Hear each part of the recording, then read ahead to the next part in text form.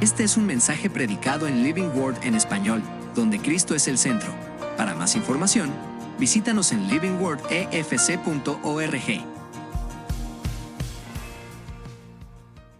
En el primer trato, Teófilo, hablé acerca de todas las cosas que Jesús comenzó a hacer y a enseñar hasta el día en que fue recibido arriba, después de haber dado mandamientos por el Espíritu Santo a los apóstoles que había escogido, a quienes también después de haber padecido se presentó vivo con muchas pruebas indudables, apareciéndoles durante 40 días y hablándoles acerca del reino de Dios.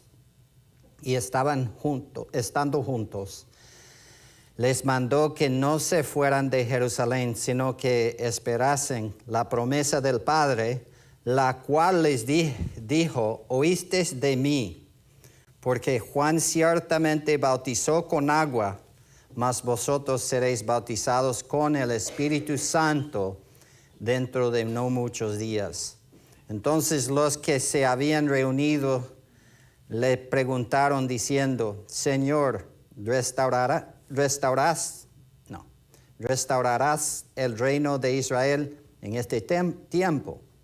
Y él les dijo: no os toca a vosotros saber los tiempos o las sazones que el Padre puso en su sola potestad, pero recibiréis poder cuando haya venido sobre vosotros el Espíritu Santo, y me seréis testigos en Jerusalén y en toda Judea, en Samaria y hasta lo último de la tierra. Y habiendo dicho estas cosas, viéndolo ellos, fue alzado, y le recibió una nube que le ocultó de sus ojos. Y estando ellos con los ojos puestos en el cielo, entre tanto él se iba, he aquí se pusieron junto a ellos dos varones con vestiduras blancas, los cuales también les dijeron: varones Galileos, ¿por qué estáis mirando al cielo?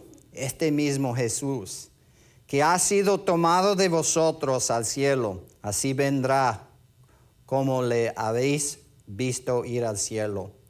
Entonces volvieron a Jerusalén desde el monte que se llama del Olivar, el cual está cerca de Jerusalén, como de un día de reposo. Y entrados subieron al aposento alto, donde moraban Pedro y Jacobo y Juan, Andrés, Felipe, Tomás, Bartolomé, Mateo, Jacobo, hijo de Alfeo, Simón el celote, y Judas, hermano de Jacobo. Todos estos perseveraban unánimes en oración y ruego con las mujeres y con María, la madre de Jesús, y con sus hermanos. Oremos, hermanos. Nuestro Padre Celestial, te damos gracias, Señor, por este domingo, por esta mañana que tenemos aquí para reunirnos como familia, como el cuerpo de Cristo. Padre, tome control de este tiempo. Tu siervo, Padre, te necesita para poder comunicar la palabra de Dios con poder, con certeza, con claridad, Padre. Dele la sabiduría necesaria. Te necesitamos, Padre. Gracias, Padre, por estos hermanos que han pasado otra semana de vida. Padre, muchos de ellos están cargando cargas profundas, pesadas, difíciles, marchando por caminos angostos, caminos difíciles. Padre, toque a cada vida aquí, levante, Padre, el peso y cárgalo, Padre, sobre tus propios hombros. Padre, te pido en esta mañana claridad de la palabra, Padre, alumbre, que el Espíritu Santo tenga toda la libertad necesaria para hacer los cambios necesarios en nuestras vidas. Gracias, Padre, por la palabra que dice que hemos muerto con Cristo. Ya no vivimos nosotros, mas Cristo vive en nosotros. Gracias por los cánticos que acabamos de cantar, Padre, que nos hacen alzar los ojos hacia el cielo con la expectativa de en cualquier momento ver a tu Hijo volviendo para su esposa, la iglesia. Padre, henos aquí débiles, pobres, Padre, pero gracias que tenemos todo lo necesario para la vida y la piedad por medio de tu palabra, por medio del Espíritu Santo que mora dentro de cada uno de nosotros, los hijos tuyos. Es en el nombre de Jesucristo que pedimos estas cosas. Amén. Pueden sentarse, hermanos, y qué gozo alzar los ojos y mirar a cada uno de ustedes. Ojalá que yo les conociera mejor, pero tenemos tiempo, ¿verdad? En el tiempo vamos a podernos conocer mejor, más íntimamente y todo en el tiempo del Señor. Pero gracias por haber venido para estudiar la palabra de Dios. Nosotros pues como hijos de Dios somos pues un pueblo y en esta mañana quiero enfocar en lo que es la iglesia local. Pensé que sería un buen lugar donde comenzar pues tratar de entender por qué tenemos una iglesia, por qué nos reunimos, por qué apartamos tiempo cada semana para venir acá a mirar hacia adelante sin decir nada por una hora, escuchando a otro tratar de hablar y con dificultad en eso. Pero bueno, vamos a confiar en el Señor que hay una razón profunda, una razón importante por lo cual venir a escuchar la palabra de Dios, de estudiar la palabra de Dios. Y entonces la Biblia dice en las Escrituras, Jesús dijo, construiré mi iglesia y las puertas del Hades no prevalecerán. Disculpe, hermano. Hecha por Cristo, es imposible que el infierno mismo pare lo que Él está haciendo. Entonces, hace siglo, el siglo pasado, durante la década bajo la Unión Soviética, los líderes comunistas declararon abiertamente que el cristianismo sería eliminado. Ellos habían tomado esa decisión de eliminar en la Unión Soviética la Iglesia de Cristo y el cristianismo. Las iglesias fueron cerradas, los pastores encarcelados, las Biblias confiscadas y los creyentes ridiculizados, vigilados y castigados por cualquier asunto. Al finales de la década 1950, Nikita Khrushchev, ni sé cómo pronunciar su nombre, prometió públicamente la extinción de la iglesia, declarando que mostraremos al último cristiano en la televisión. Así pensaba, que iba a llegar al último creyente en Cristo y iba a ponerlo en la televisión, matarlo y ahí listo estaría. Sin embargo, en el año 1989 hasta el año 1991 cayó el telón de acero, como lo llamaban, y reveló algo sorprendente. El comunismo soviético había terminado, pero la iglesia no. La iglesia seguía. De hecho, la iglesia había crecido bajo el comunismo. Congregaciones clandestinas se multiplicaron. Los creyentes memorizaron grandes porciones de las escrituras cuando se les quitaron las Biblias. Los niños fueron discipulados silenciosamente en hogares. Yo conocí a un hermano, un pastor que estaba en la Unión Soviética, y cuando él era niño vinieron los comunistas a su escuela declarando que no hay Dios. Entonces, bueno, él lo tomó como algo verdadero. Volvió a su casa en la tarde, pasó por la casa de su abuela primero.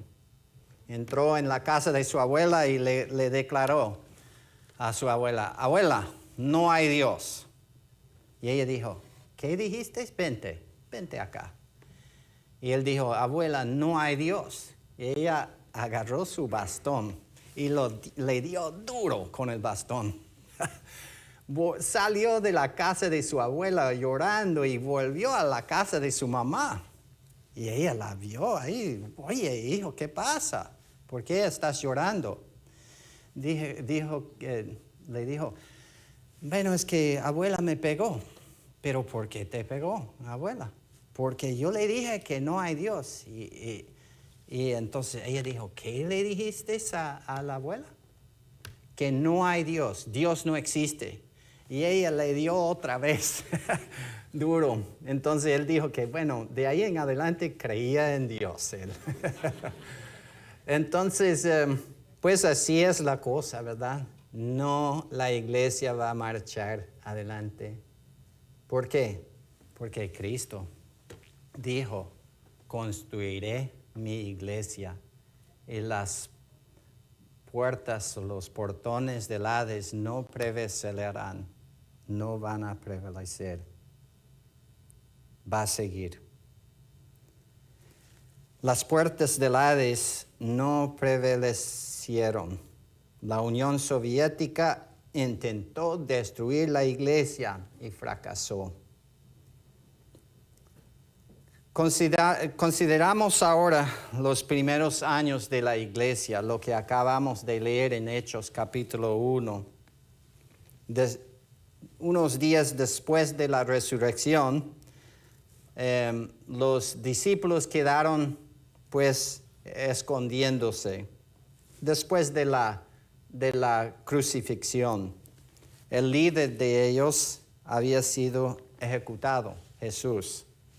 Los discípulos estaban escondiéndose. El movimiento cristiano parecía haber muerto antes de comenzar. Pero ¿qué pasó? ¿Recuerdan lo que ocurrió días después?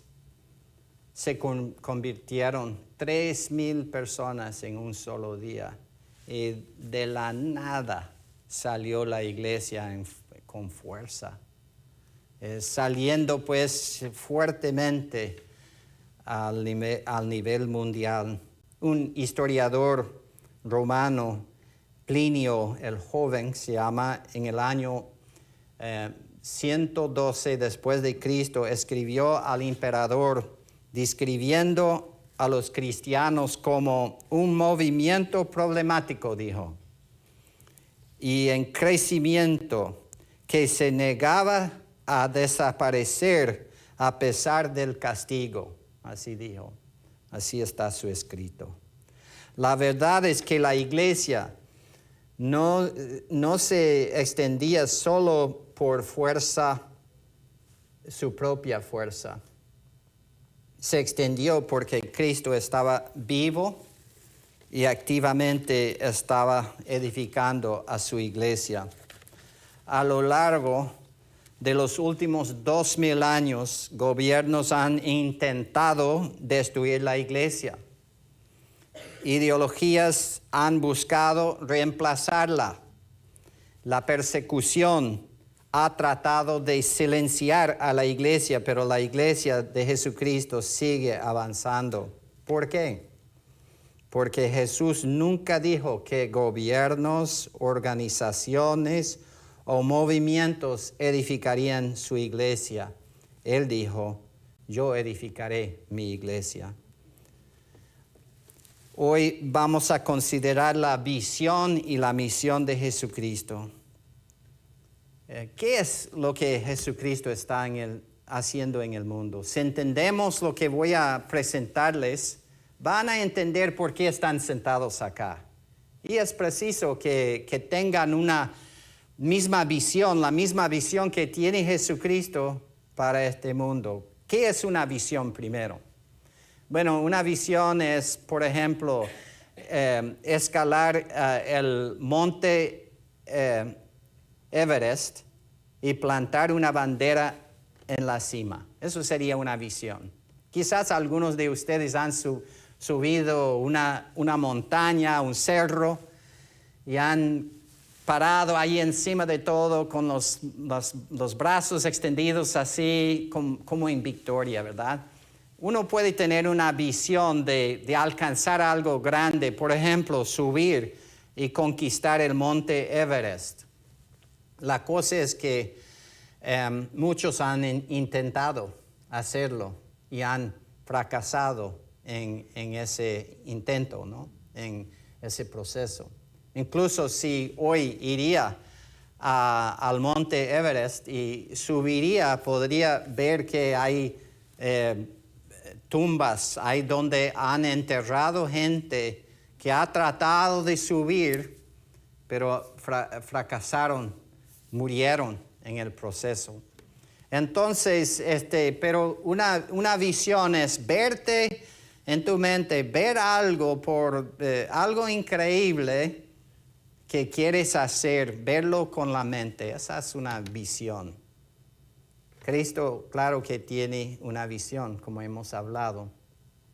Pero ¿qué es una misión? ¿Y qué es la diferencia entre visión y misión? Bueno, una misión es el plan de acción cuidadosamente calculado y ejecutado a tiempo. Entonces, una misión es cómo vamos a llevar esa bandera hasta la cima del monte, del cerro. ¿Cómo vamos a poder hacerlo, no? Y entonces uno hace planes. Ok, voy a ir por un mes, voy a subir hasta tal punto y voy a acampar ahí por un tiempo, porque es lo que tienen que hacer los que van subiendo el monte Everest. Tienen que aclimatarse o no sé, tienen que ajustarse al clima, al aire, a la falta de oxígeno y todo. Tienen que planificar bien, tienen que llevar comida, agua, todo lo necesario para el viaje. Y si uno no hace buenos planes, no llega a plantar la bandera encima, ¿verdad? Entonces,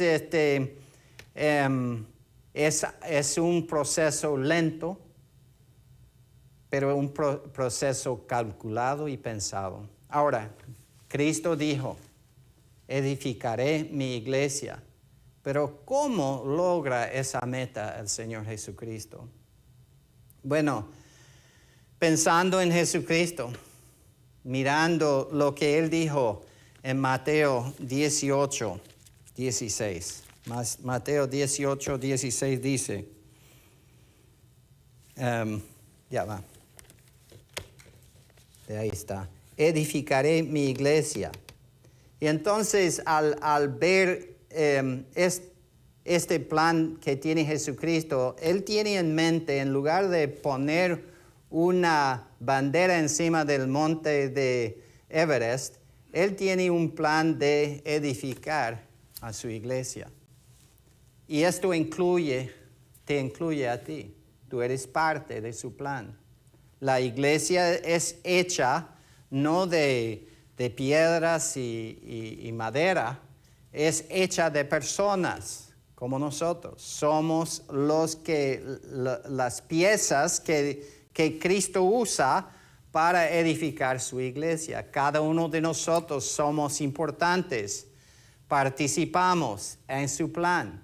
Y entonces, para ejecutar su plan, Él ha hecho una misión que se llama la Gran Comisión. La Gran Comisión tiene 3 pasos, como vamos a ver hoy. Y estos pasos se repiten de vez en cuando. Y son el evangelismo, la formación de discípulos y el establecimiento de iglesias. Tienen que entender esto, hermanos, porque a veces vemos la Gran Comisión como algo distinto, diferente a lo que la Biblia presenta. Entonces nos presenta estos 3 pasos para lograr la meta de Jesucristo, la cual es su visión de edificar su iglesia. Entonces, muchas veces queremos complicar las cosas, pero no en realidad son complicadas. La visión central de Jesucristo a culminar la culminación de su iglesia, el cuerpo y esposa de Cristo, es sumamente importante al Señor Jesucristo. Jesucristo declaró claramente: yo edificaré mi iglesia. Esta visión se lleva a cabo a través de la Gran Comisión, y Cristo manda a sus seguidores a ir a ser discípulos de todas las naciones. Esta es nuestra parte, de ir a ser discípulos de todas las naciones. Pero para entender la iglesia un poco mejor, vamos a pensarlo esta mañana. Al escribir a Timoteo, el apóstol Pablo explicó la naturaleza de la iglesia en 1 Timoteo 3, 14 y 15. 1 Timoteo 3, 14 y 15. Esto te escribo, dice, aunque tengo la esperanza de ir pronto a verte, para que si tardo sepas cómo debes conducirte en la iglesia, en la casa de Dios, que es la iglesia del Dios viviente, columna y baluarte de la verdad. Entonces, la iglesia es lo que Dios ha escogido en este tiempo como la columna y el baluarte de la verdad. Lo que alza la verdad en el mundo es la iglesia, no el gobierno, no la universidad, no la escuela. Es la iglesia que tiene la tarea de levantar la verdad y de ponerla en alto. Y entonces, hermanos, nuestra tarea como iglesia es ponernos de acuerdo con lo que Él está haciendo, lo que Él está logrando a través de sus esfuerzos por medio de la iglesia. La iglesia es la casa de Dios viva, ordenada y encargada a preservar y proclamar la verdad. La iglesia también es descrita como el cuerpo de Cristo. Su representación viva en la tierra. Entonces, ¿cómo ve el mundo alrededor a Cristo hoy en día? Bueno, la Biblia hemos leído que un día los discípulos vieron mientras Jesucristo subía y salía de vista, tomado por la nube, llevado al cielo. ¿Cómo va el mundo a ver a alguien que no es visible? Es a través de la iglesia. Él es la cabeza de la iglesia, la Biblia declara. Pero una cabeza sin cuerpo no es nada, o sea, no funciona. Entonces Cristo tiene un cuerpo y somos nosotros su cuerpo. Ustedes son las manos, los pies, eh, todo lo que es un cuerpo somos.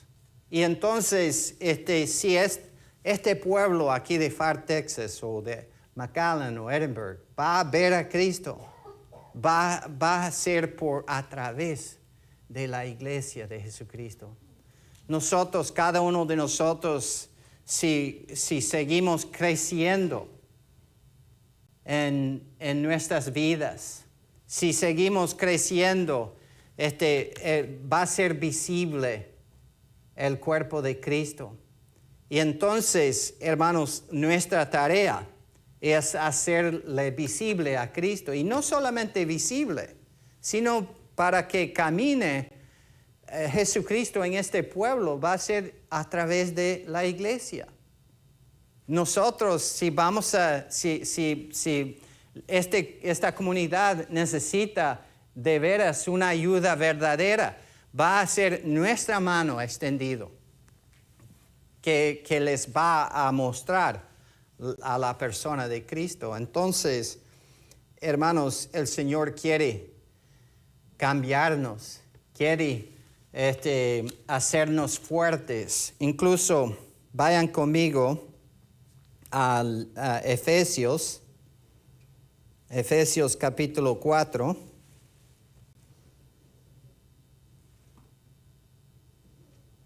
Versículo 10. Jesucristo dio dones a la iglesia. En versículo 11, dice, y él mismo constituyó a unos apóstoles y a otros profetas y a otros evangelistas y a otros pastores y maestros, a fin de perfeccionar a los santos para la obra del ministerio, para la edificación del cuerpo de Cristo, hasta que todos lleguemos a la unidad de la fe y del conocimiento del Hijo de Dios, a un varón perfecto. Mira cómo nos está constituyendo un varón perfecto, a la medida de la estatura de la plenitud de Cristo.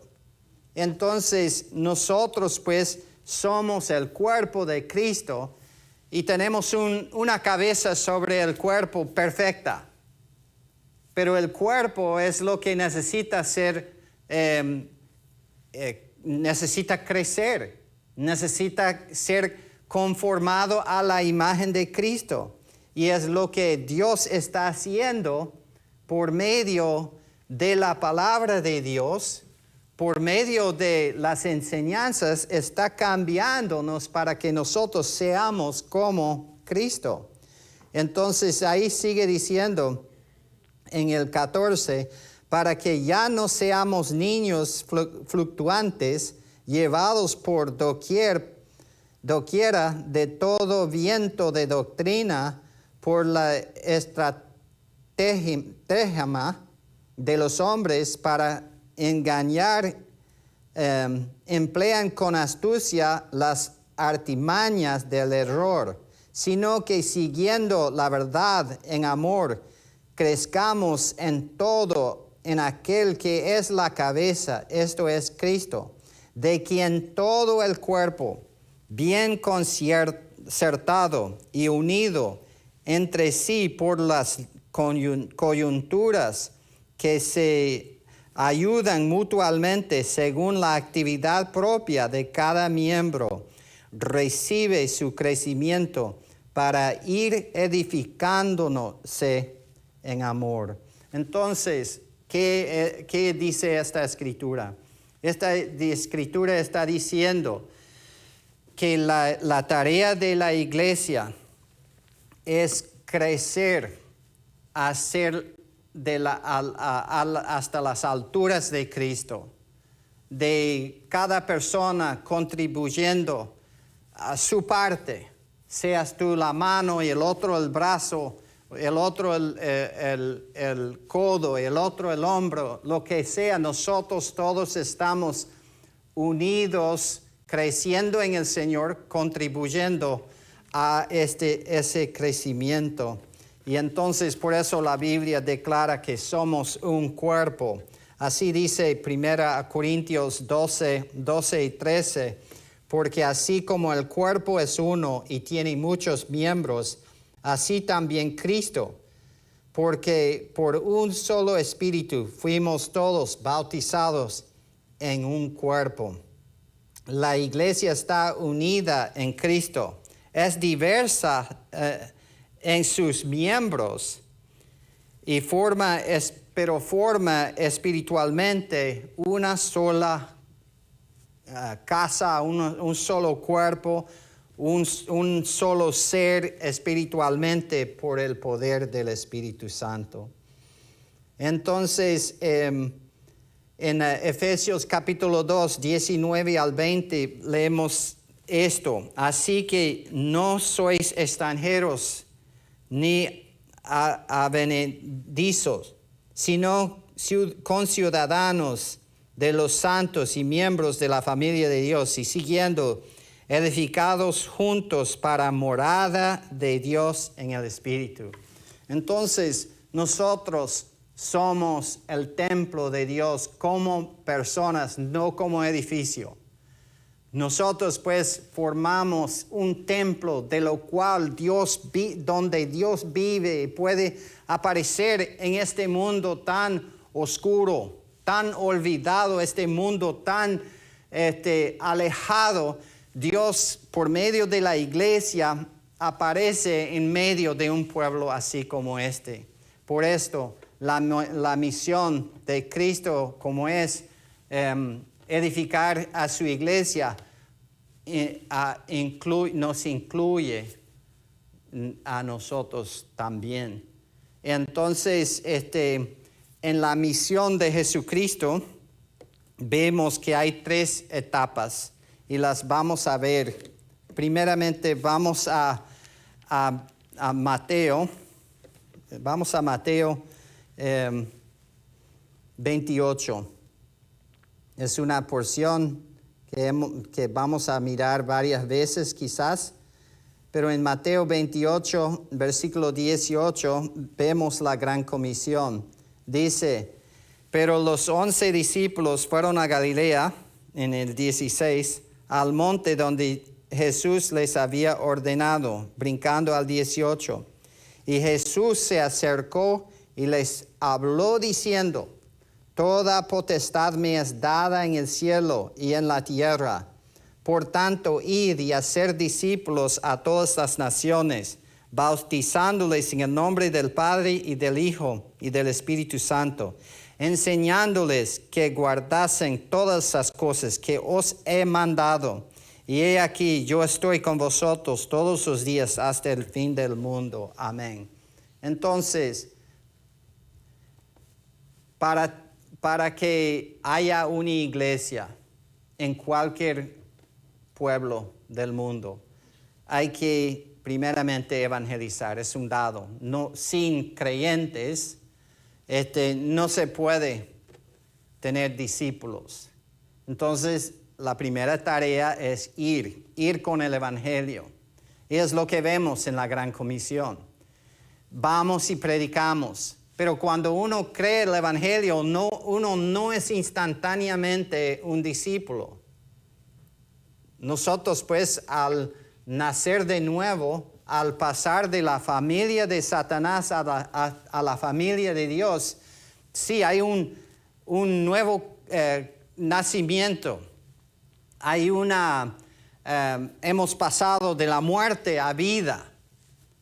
En un instante, un abrir y cerrar de ojos por haber creído el evangelio. ¿Y qué es el evangelio? El evangelio es que Cristo murió por nuestros pecados y resucitó al tercer día. Estas son buenas nuevas que el mundo necesita escuchar.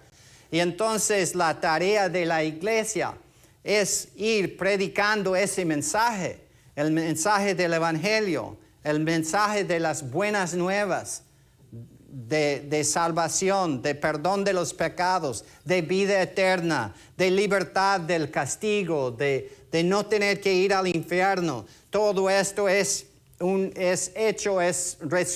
resuelto en creer en Cristo como su único y suficiente Salvador.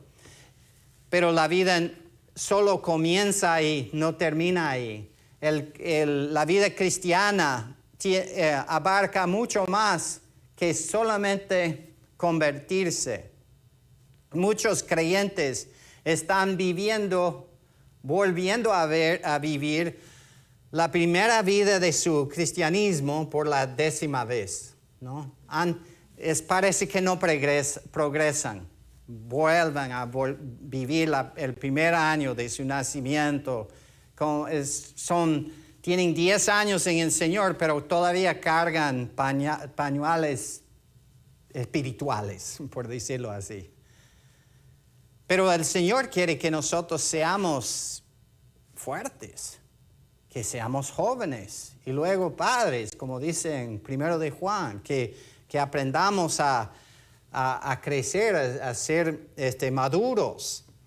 Y entonces ahí es donde entra el segundo paso, que es el discipulado. En Mateo 28 nos dice esto: id, vamos con el Evangelio, predicamos y hacer discípulos de todas las naciones o entre todas las naciones. ¿Qué es el hecho de hacer discípulos? Es tomar a alguien que ha creído el Evangelio y hacer algo con esa persona. Es de ayudar a esa persona a prosperar espiritualmente en la vida cristiana. Y esta es la tarea que vemos en lo que es la Gran Comisión. Tenemos que hacer discípulos. Pero ¿qué fórmula que vamos a usar para hacer discípulos? Nos da una clara fórmula aquí en Mateo 18. Dice: por tanto, id y haced discípulos a todas las naciones, bautizándoles en el nombre del Padre y del Hijo y del Espíritu Santo.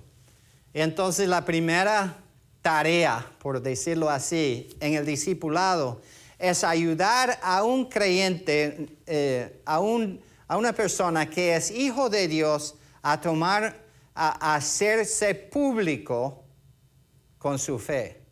Porque el bautismo es la primera oportunidad y es una ordenanza para el que es creyente de hacer, pero es la primera oportunidad quizás que tenemos de declararnos públicamente hijos de Dios. A decir que hemos creído en el Evangelio. Tal como Cristo murió y fue enterrado y resucitado, así también me ha pasado espiritualmente al creer en Cristo. Fui muerto, pero Dios me enterró y me levantó a novedad de vida juntamente con Cristo. Una obra que Dios hizo en el momento de creer en el Evangelio, pero es como si estuviéramos reactuando o identificándonos de esa forma en el bautismo en agua. Y dice ahí, bautizándoles en el nombre del Dios Trino, Padre, Hijo y Espíritu Santo.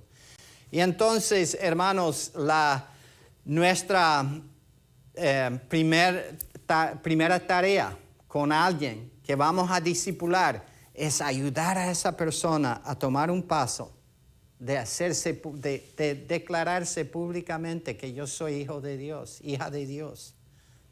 Heme aquí, vea que yo, la persona bautizada, soy una persona que ha creído en el Señor Jesucristo. De esta forma, Cristo logra su visión de establecer su iglesia. Entonces la establece en tu pueblo cuando nosotros comenzamos primeramente a bautizar a los nuevos creyentes. Pero no paramos ahí. Es ahí donde muchos se paran. Pero el próximo paso, el segundo paso, es un poco más profundo, hermanos. Y gracias a Dios, ustedes mismos en esta mañana están tomando ese paso.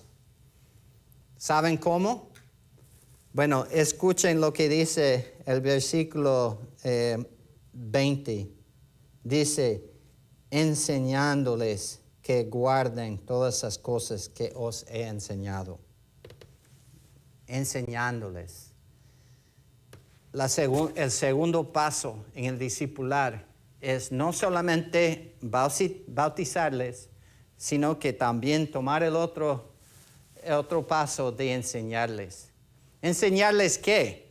Todo lo que os he enseñado. Todo lo que os he enseñado.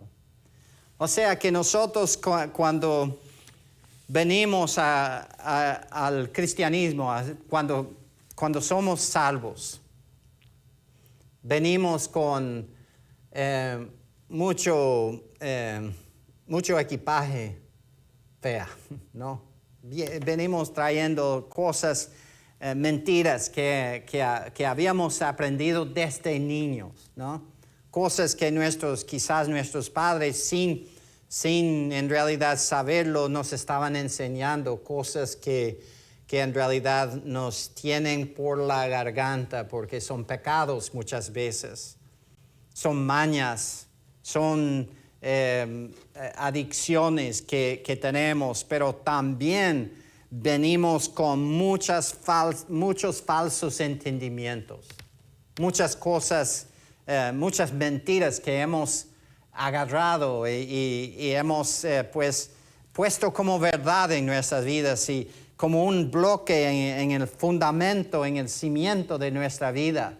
Y lo que pasa es que Dios comienza desde nuestro primer paso como creyente, comienza a quitar esas piedras, esos fundamentos falsos y los reemplaza con la verdad de la palabra de Dios. Y cada vez que nosotros entendemos la verdad o entendemos algo nuevo de la verdad, hay cambios radicales en nuestras vidas. Hay cambios, como Cristo lo dijo claramente, ¿verdad? Cuando dijo, conoceréis la verdad y la verdad os hará libres. Cuando nosotros entendamos la verdad y cuando la verdad se pone firmemente en nuestras vidas y comenzamos a pararnos en ella, hay cambios. Hay diferencias. Dios hace milagros, pues, que jamás ninguna otra cosa, ninguna filosofía, ninguna enseñanza, estudio nos pudo cambiar, ninguna cosa del mundo. Pero Él comienza a lograr eso.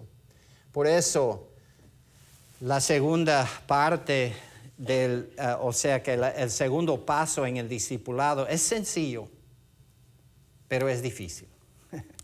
Es sencillo, pero difícil. Porque luchamos a veces contra ser enseñado. Queremos más bien quedarnos como tontos, como brutos espiritualmente, muchas veces. Pero el Señor quiere que nosotros entendamos la verdad, porque Él sabe que la verdad nos hace libre.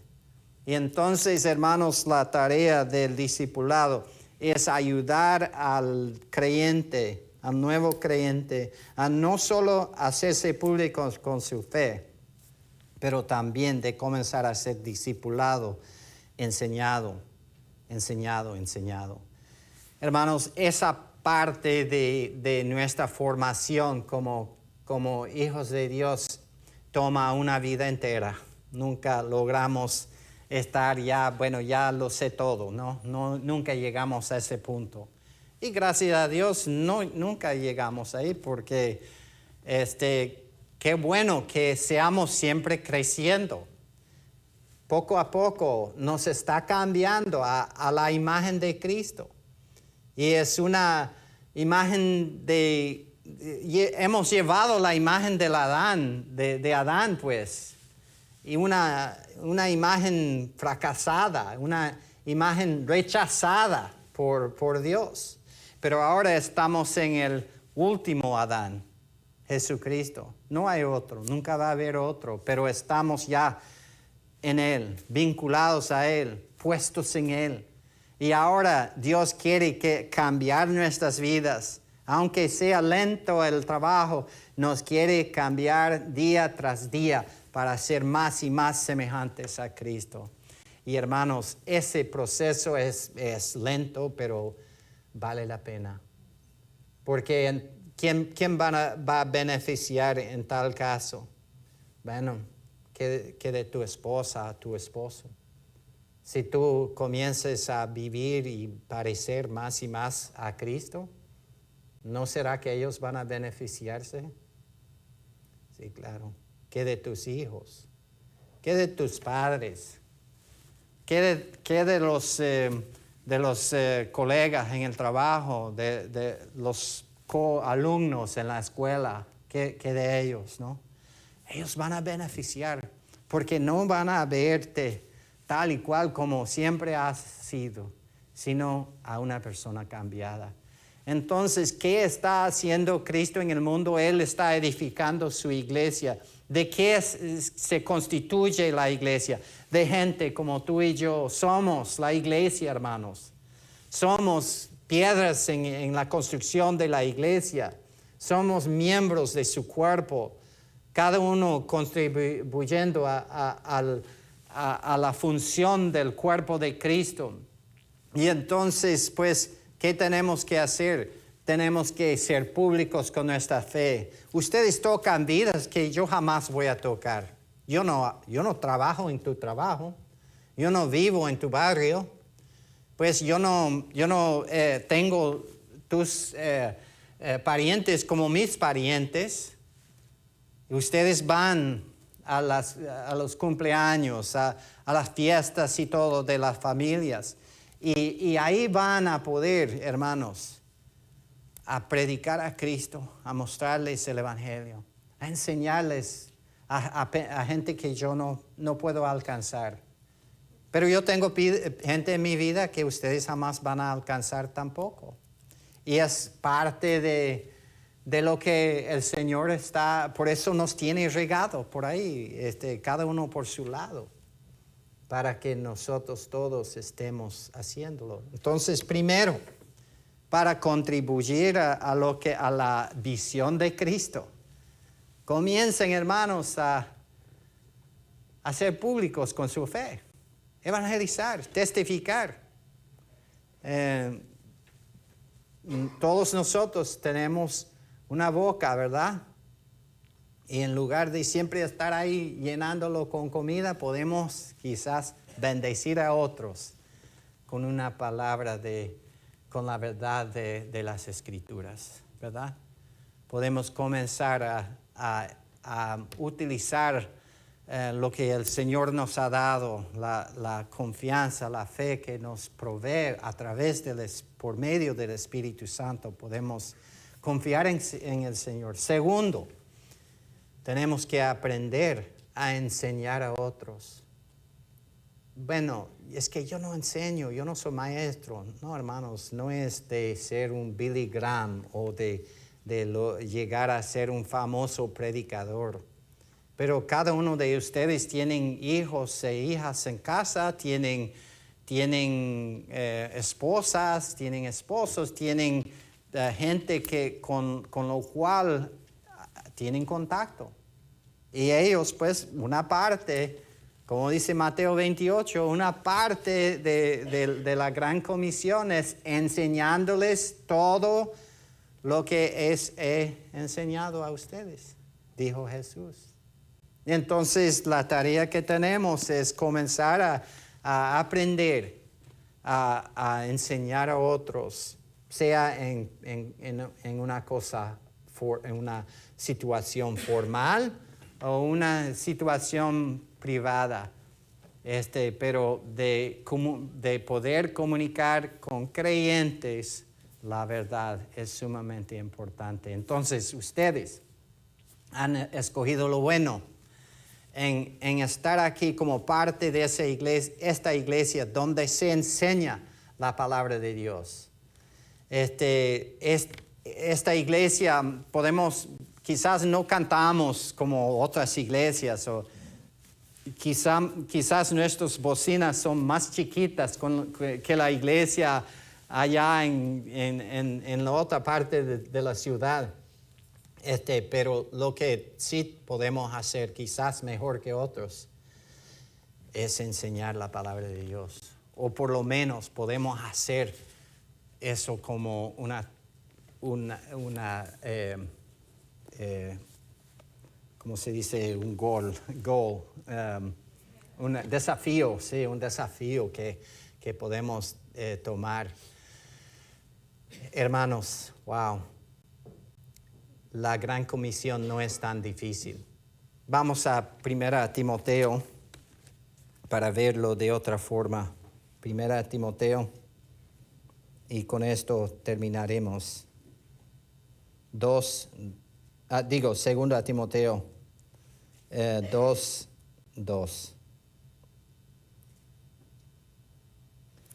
Dice ahí, lo que has oído de mí ante muchos testigos, esto encarga a hombres fieles que sean idóneos para enseñar también a otros.